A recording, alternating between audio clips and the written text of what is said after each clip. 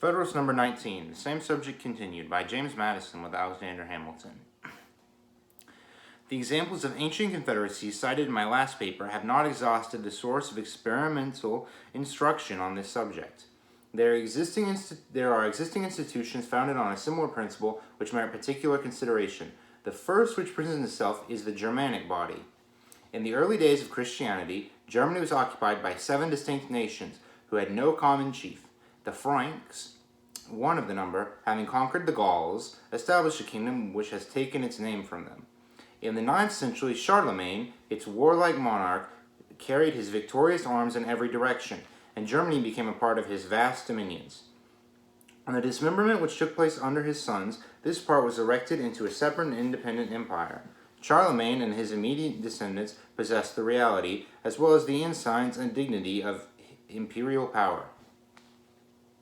With the principal vassals, whose fiefs had become hereditary, and who had composed the national diets, which Charlemagne had not abolished, gradually threw off the yoke and advanced to sovereign jurisdiction and independence.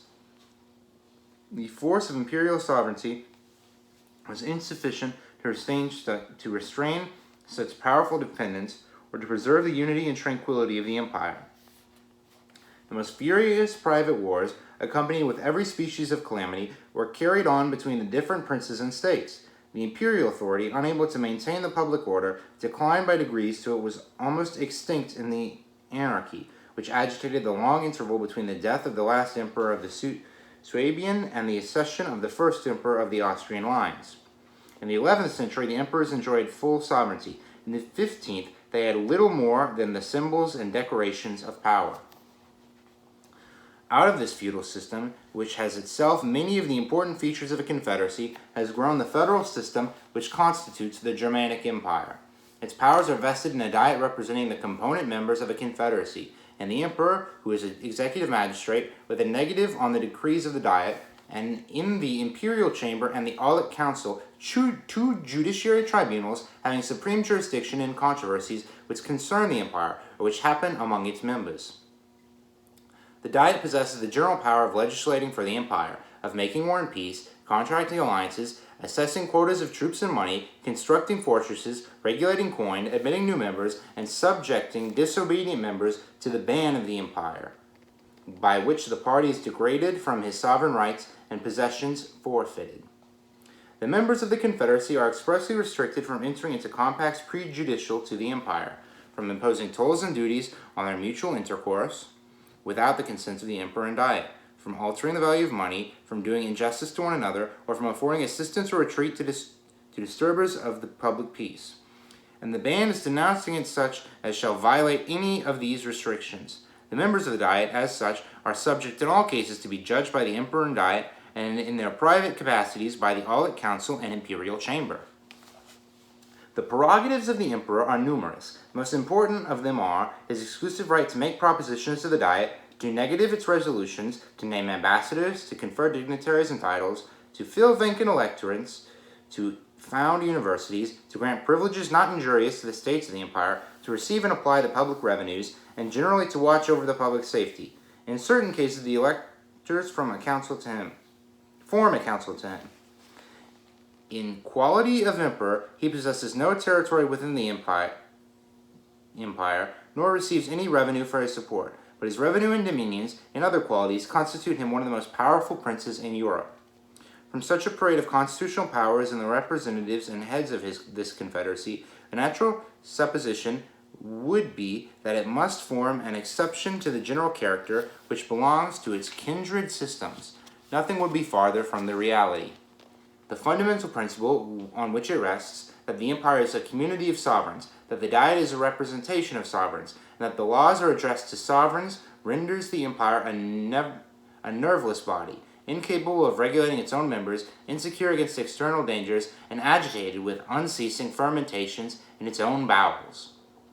The history of Germany is a history of wars between the emperor and the princes and states, of wars among the princes and states themselves, of the licentiousness of the strong and the oppression of the weak, of foreign intrusions and foreign intrigues, of requisitions of men and money disregarded or partially complied with, of attempts to enforce them, altogether abortive, or attended with slaughter and desolation, involving the innocent with the guilty, of general imbecility, confusion, and misery. In the 16th century, the emperor, with one part of the empire on his side, was seen engaged against the other princes and states. In one of the conflicts, the emperor himself was put to flight, and very near being made prisoner by the Elector of Saxony. The late King of Prussia was more than once pitted against his imperial sovereign, and commonly proved an overmatch for him. Controversies and wars among the members themselves have been so common that the German annals are crowded with the bloody pages which describe them. Previous to the Peace of Westphalia, Germany was desolated by a war of 30 years, in which the emperor, with one half of the empire, was on one side, and Sweden, with the other half, on the opposite side. Peace was at length negotiated and dictated by foreign powers, and the articles of it, to which foreign powers are parties, made a fundamental part of the Germanic constitution. If the nation happens, on any emergency, to be more united by the necessity of self-defense, its situation is still deplorable. Military preparations must be preceded by so many tedious discussions arising from the jealousies, pride, separate views, and clashing pretensions of sovereign bodies that before the Diet can settle the arrangements, the enemy are in the field, and before the federal troops are ready to take it, are retiring into winter quarters. The small body of national troops, which has been judged necessary in time of peace, is defectively kept up, badly paid, infected with local prejudices, and supported by irregular and disproportionate contributions to the treasury. The impossibility of maintaining order and dispensing justice among these sovereign subjects preceded the experiment of dividing the empire into 9 or 10 circles or districts, of giving them an inferior organization, and of charging them with the military execution of the laws against delinquent and contumacious members. This experiment has only served to demonstrate more fully the radical vice of the Constitution. Each circle is a miniature picture of the deformities of this political monster. They either fail to execute their commissions, or they do it with all the devastation and carnage of civil war. Sometimes whole circles are defaulters, and then they increase the mischief which they were instituted to remedy. We may form some judgment of this scheme of military coercion from a sample given by Dane.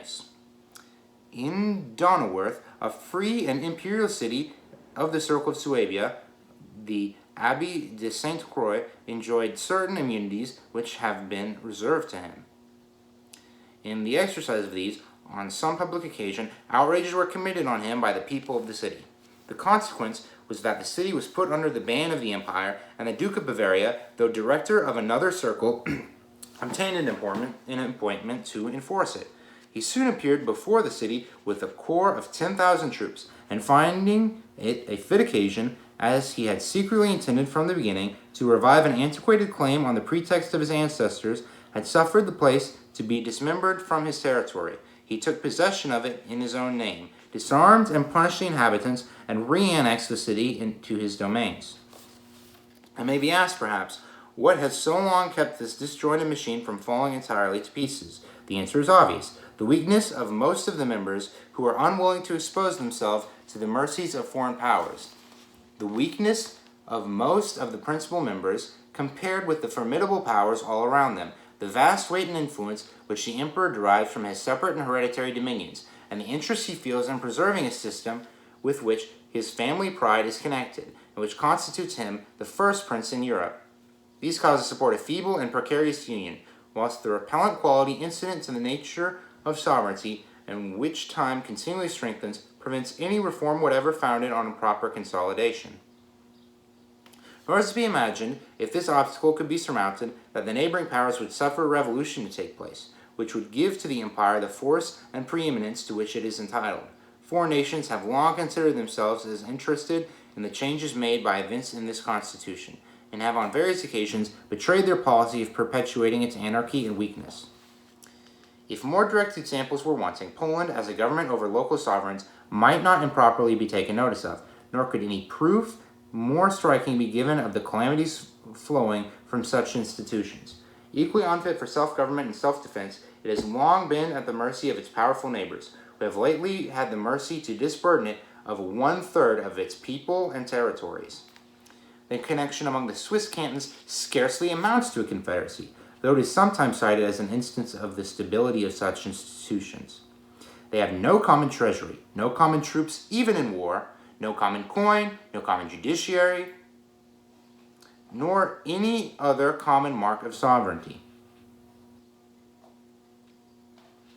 They are kept together by the peculiarity of their topographical position, by their individual weakness and insignificancy, by the fear of powerful neighbors, to one of which they were formerly subject, by the few sources of contention among the people of such simple and homogeneous manners, by their joint interests and their dependent possessions, by the mutual aid they stand in need of for suppressing insurrections and rebellions, an aid expressly stipulated and often required and afforded, and by the necessity of some regular and permanent provision for accommodating disputes among the cantons. The provision is that the parties at variance shall each choose 4 judges out of the neutral cantons, who, in case of disagreement, choose an umpire.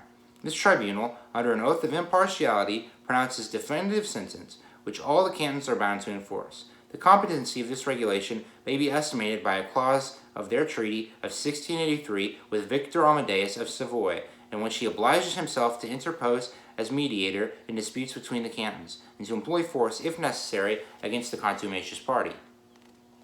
So far as the peculiarity of their case will admit of comparison with that of the United States, it serves to confirm the principle intended to be established.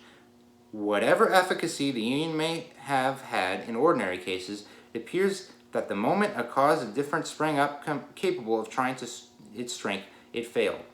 The controversies on the subject of religion, which in 3 instances have kindled violent and bloody contests, may be said, in fact, to have severed the league. The Protestant and Catholic cantons have since had their separate diets, where all the most important concerns are adjusted, and which have left the general diet little other business than to take care of the common bailages. That separation had another consequence which merits attention. It produced opposite alliances with foreign powers, of Bern as head of the Protestant Association with the United Provinces, and of Luzerne as the head of the Catholic Association with France.